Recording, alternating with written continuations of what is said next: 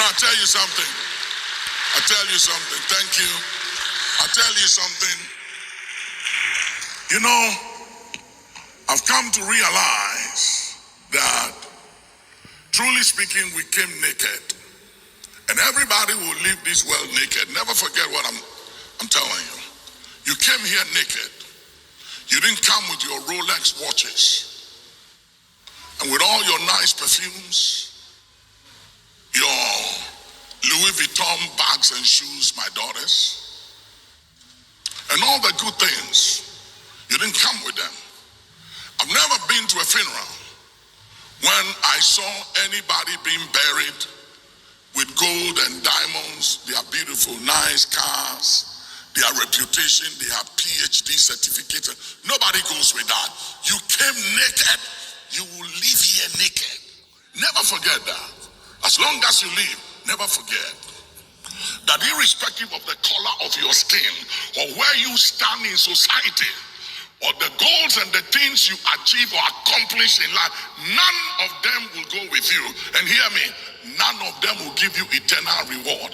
The only thing that will matter in the day that your spirit leaves this body and you cross over from this side to the other side, the only thing that will matter is the difference you made when it comes to the work of God, the church, God's business and agenda when you were alive. Make sure before you die, you build a church. One thing you must do before you die, build a church for God. Build a church.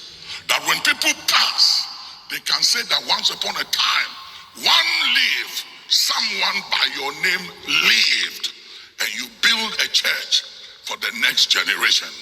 A very wealthy man, a billionaire, something had happened in America. He became bankrupt. He lost all his investment. He didn't have anything. The bank possessed all he had, took everything from him. And he remembered that he had one thing that the bank couldn't take from him. And that was the piano he bought for a church. And every Sunday, he would take a bus and drive and go and sit at the car park of a church he bought a piano for. And when they are playing the hymns and the music, he was just lifted and inspired and blessed.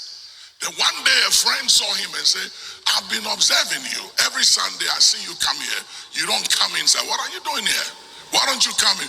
He said, no, I just come to get inspiration and to remind myself that there was one thing I did, one good I did, against all other things I did. That they took everything from me, but they couldn't take this one thing away from me. And he's blessing people, making a difference in the life of people. And he said, what was it? What did you do? And he said, the piano in that church, I bought it for them. It's mine. I bought it for the church. I can't take it. The bank can't take it. The government can't take it. But that is my investment. And any Sunday they played that piano, it reminds me that if I did nothing good in my life, one thing I did was that piano in that church that is making a difference in the life of so many.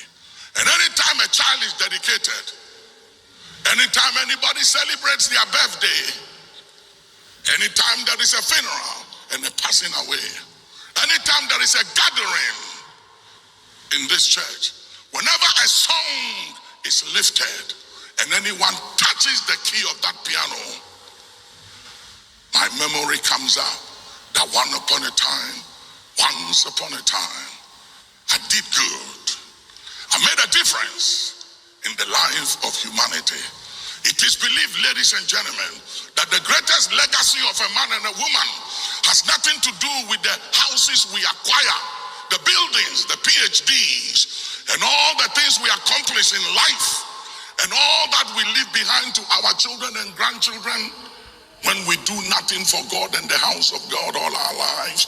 The only true legacy that remains, that you shall be remembered for, apart from being remembered by God and eternity, was the difference you made in the life of others. So when you are blessed, bless others. When you are fortunate, remember to do good. Remember to give back. Remember to look out for someone that needs help. And when you help people, don't expect to be rewarded by them. But when you do it, expect God to remember you for good.